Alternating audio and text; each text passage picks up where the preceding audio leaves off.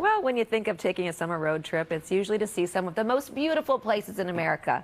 Well, not for Retta. The host is hitting the road to find you the most hideous houses around for the new season of Ugliest House in America. Take a look. There's so much to discuss. This carpeting leads to your problems. Only one of us can do the day. We scoured the country to find the worst eyesores that people call home. Is it linoleum on the wall and the rock is in the house?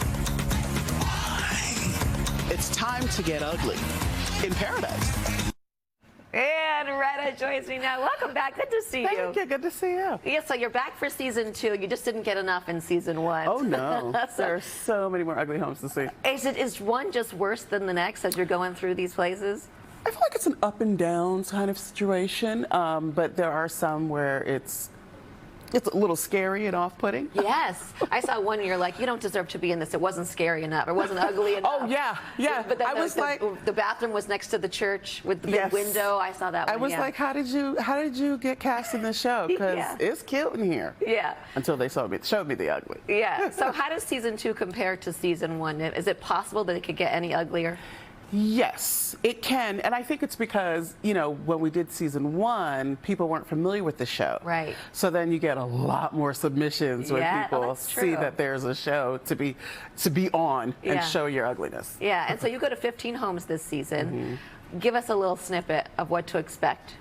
Well, I feel like one of the big ones was I'd never seen the Red Rocks before when we were in Colorado, and I was just like, wow, it's amazing. Is the house attached to it? Like literally built into the house. Yeah. That was fascinating. There was manatee sightings and crocodile sightings or alligator sightings in Florida, which I've never seen. Yeah. And I never knew how many lizards there were in Florida, and they're everywhere, and it was stressful. And possibly haunted. There's been some yesterday. I feel like we were in a haunted house yesterday. Oh my God. Well, so how are these homes chosen? Because you don't really want your neighbors nominating you to be like the ugliest house in the neighborhood. No, people have decided, oh yeah, this house is ugly. Come see it. They submit. They submit their own houses, because I was like, I'm not going into people's houses and being like, by the way, I don't know if you know, but your place is raggedy. Yeah. So I've been trying. I try to bring the humor to it, but they get it. They know. They're the ones who said, by the way, we have an ugly house. And they think that they're going to fix it up. Like it was ugly when they bought it. Yes. Right? And so they think, well, we're going to make something out of this. And then it doesn't really happen. Some people have big plans to, they move in knowing they're going to do it. And then some people have lived in it for a really long time, and I'm like, just now realized it was ugly. Yeah.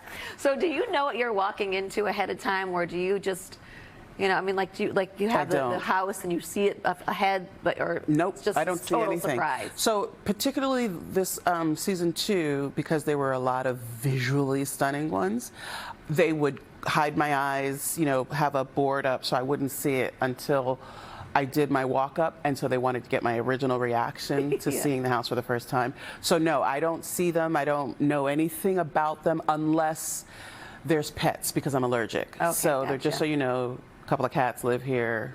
Yeah. Get your mind right. Yeah. Gotcha. So, but what does the winner get? Because they get like a big prize. I mean, I don't know if you can call them a winner because they're winning the ugliest house in America. But what do they win?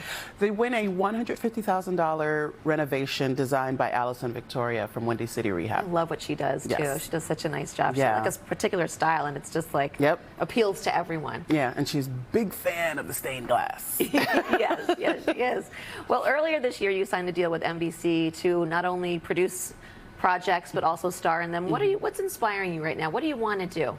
I feel like the feel good is coming back with the Ted Lasso, with the and just like that. That's like a nostalgic feeling, getting to go back to Sex and the City. So I'm hoping to get into a feel good show. Yeah. Yeah. Yeah. We all need something that makes good. people happy. Yeah. Yeah. Well, I can't have you here without talking about Parks and Rec. It still like lives on. Like there's like a whole Reddit group of fans that break down every episode to try to find like Easter eggs, like the hidden gems. Yeah. I feel like does the cast know about these things, or are you learning about them while these fans are learning about them? Did you not even know? I did not know at all. When your producer came in and brought it up, I was like, oh, really? I had no idea. Yeah, no. but it's pretty cool. Because I feel like we're always contacted, via Twitter and Instagram, just comments about different things. I know it's in the zeitgeist just because people are always talking about it, but I didn't know there was a Reddit thread. Yeah, pretty cool.